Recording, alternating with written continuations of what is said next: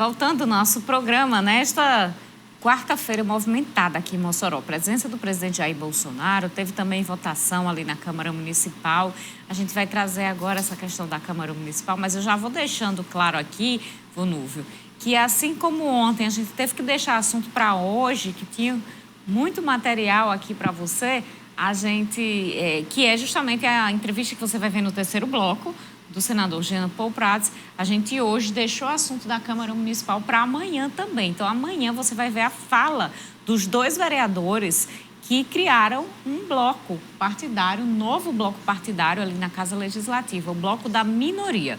Os vereadores Zé Peixeira e Didi de Arnaud protocolaram esse pedido e agora eles têm voz ali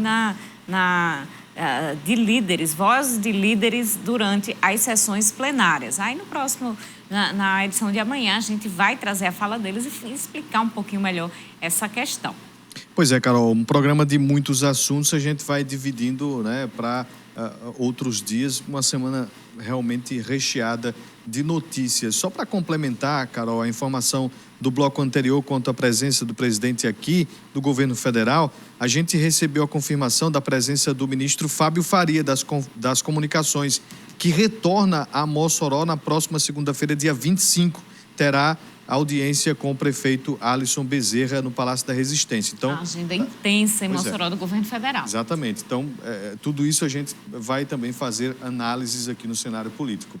A Câmara de Mossoró aprovou em primeiro turno o projeto do Plano Plurianual do município, com metas para os anos de 2022 a 2025. A primeira votação aprovou por unanimidade o projeto que determina o planejamento e direcionamento do orçamento moçoroense para os próximos 4 anos. Muito importante para a cidade de Mossoró essa discussão. O Legislativo nunca na história tinha discutido um PPA da forma que foi feita. Uma reunião da Comissão de Orçamento com a presença de vereadores da situação, da oposição, discutindo por mais de 10 horas essas emendas. Então, muito importante que a gente possa estar fazendo esse debate de forma saudável na Casa Legislativa. Esse é o papel de nós vereadores e não se partindo para o campo das críticas e das agressões pessoais. A gente preza muito pelo regimento, nós estamos aqui cumprindo o regimento da casa. O principal assunto hoje continua girando em torno da desaprovação das emendas apresentadas pela oposição em relação a remanejamento de algumas verbas.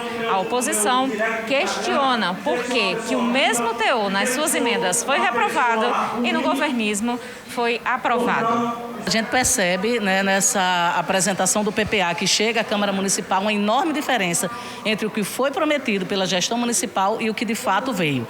Ressaltando, como fiz na minha fala, que não existe a possibilidade de você executar no serviço público uma obra ou um programa que não esteja previsto, né, nas peças orçamentárias. Então a gente percebe essa diferença. Nós temos aí emendas, por exemplo, que o nosso mandato apresentou, que retirava recursos para a política de inclusão de pessoas com deficiência nas escolas, que apresentava a retirada do recurso da comunicação para essa política. Mas aí outros vereadores preferiram colocar a mesma emenda, depois que eu coloquei a minha emenda, a nossa emenda, com retirada de recursos do Mossoró Cidade Junina.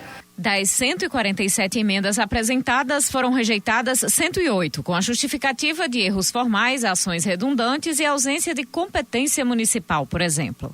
Apesar das divergências sobre as emendas, foram validadas com a aprovação 39 delas. As alterações remanejam quase 12 milhões para áreas como saúde e educação. Historicamente, o formato que foi construído, ele contempla todas as emendas da apresentada da oposição que fazia parte dentro da constitucionalidade, e nós direcionamos, a bancada de situação, direcionamos um valor significativo para áreas importantes. Por exemplo, nós direcionamos quase 7 milhões, 6 milhões e 900 mil para a saúde, tirando esse recurso da publicidade, que já foi tema de várias discussões. Tiramos do Mossoró Cidade Junina um montante de 5 milhões e direcionamos para áreas essenciais, áreas que a gente vê pertinente de investimento, necessário de investimento no município.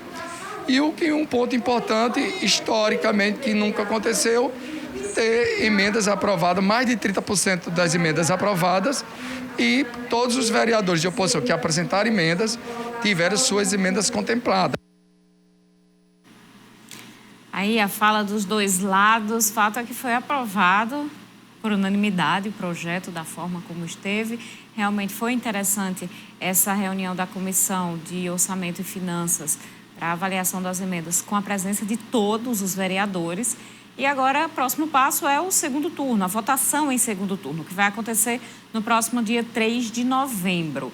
E aí, depois de finalizado o processo, finalizada a tramitação do PPA, o projeto vai ser enviado para o prefeito Alisson Bezerra e começa a tramitação de outra matéria muito importante, mas uma matéria anual, que é a Lei Orçamentária Anual, a famosa LOA, que aí tem início no mês de novembro e vai tramitar em novembro e dezembro, referentes ao orçamento do município de Mossoró para o ano que vem.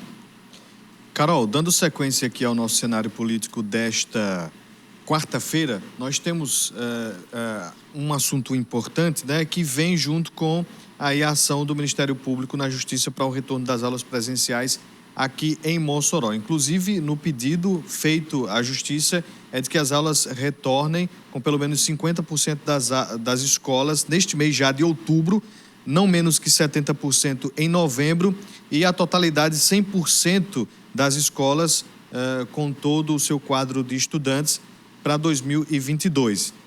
Secretária, este pedido do Ministério Público é viável neste momento? A proposta viável para a rede foi a proposta apresentada pela Secretaria Municipal de Educação. Então, nós apresentamos a proposta para o Ministério Público, apresentaremos em juízo também, faremos a nossa defesa, e esta é a proposta viável para a Secretaria, que seria aquela que nós já apresentamos, que retornaríamos sim em novembro, garantiríamos até o final do ano as aulas online para todas aquelas pessoas que têm acesso e retornaríamos com 100% da rede no final de novembro, início de dezembro, de forma rotacional, para que nós pudéssemos realizar as avaliações diagnósticas que servirão, inclusive, de base para o Programa de Recuperação de Aprendizagem em 2022. Então, as aulas estão acontecendo, como eu reforcei. Esse formato permite, por exemplo, que durante toda esta semana alunos estejam participando ativamente de feiras de ciência. Hoje, especificamente, a feira aconteceu com os alunos do polo da zona rural. E por que eu estou enfocando muito essa questão da zona rural? Que são justamente os alunos que dependem muito de outros fatores para estarem em sala de aula, mas eles alegam muito que a questão da zona rural não tem acesso, mas nós estamos lá com a participação importantíssima dos alunos da zona rural, hoje apresentando os projetos da Feira de Ciência. O que fazer, secretária, com aqueles estudantes que não conseguem ter acesso à tecnologia necessária para assistir às aulas de forma constante, como deve ser? Desde o início do ano, que as escolas já foram orientadas, nós estamos acompanhando muitos esses alunos e eles estão vindo eles têm a possibilidade de procurar a escola, pegar o material impresso, ter o acompanhamento, a orientação na própria escola. Isso já vem acontecendo.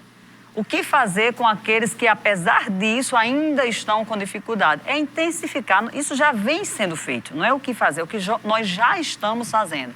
É intensificar esse trabalho, trazer esse aluno durante o mês de novembro, por exemplo, para fazer avaliações para o caso daqueles que não conseguiram fazer as avaliações online e garantir a avaliação desse aluno. Estamos a menos de 2 meses do final do ano letivo, porque Mossoró começou as aulas lá no início do ano, em 1º de março, diferentemente das demais redes, inclusive da estadual, que retomou em março para terminar 2020, Mossoró já iniciou em 1º de março o ano letivo de 2022, o que fez com que nós pudéssemos chegar aqui hoje e, por exemplo, realizando a Feira de Ciências, que não foi realizada em 2020.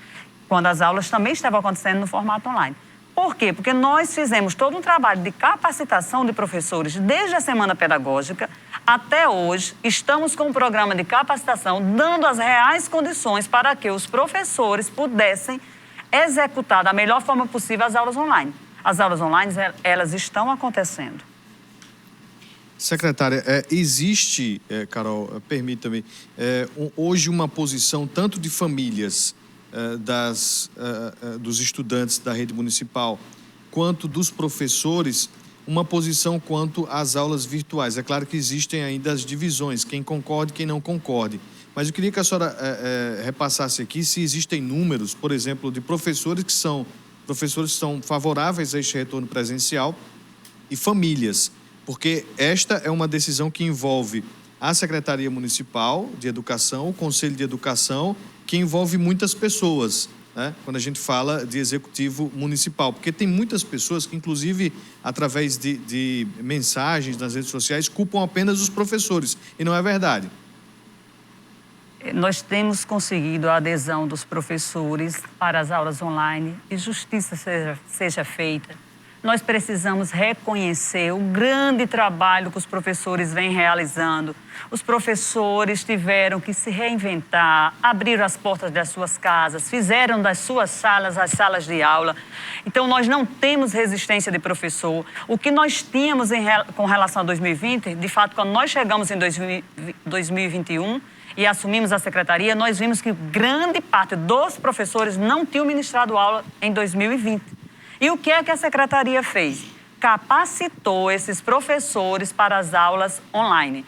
E daí em diante, nós não tivemos mais resistência nem problema com o professor em relação à sala de aula. Se você me perguntar de pesquisas, com números de quem é a favor ou contra, essa pesquisa não foi realizada. Mas eu tenho os números, por exemplo, dos alunos que estão acompanhando.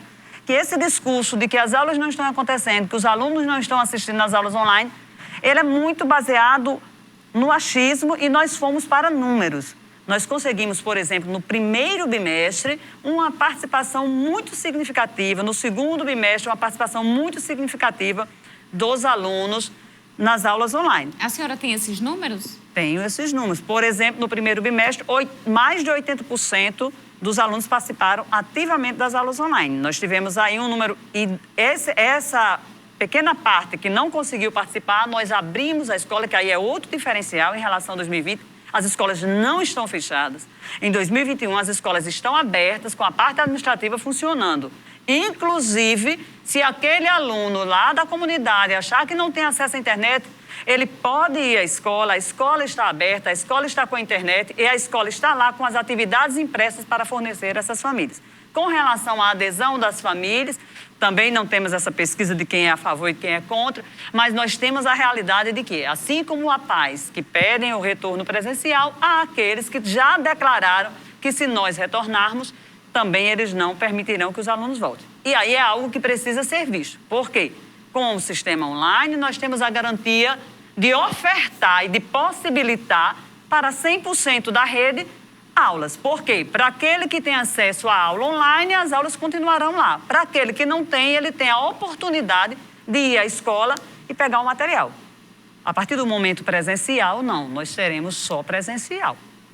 Vamos fazer um intervalo. Daqui a pouquinho a gente conversa mais com a secretária municipal de Educação de Mossoró, Ubeone Alencar.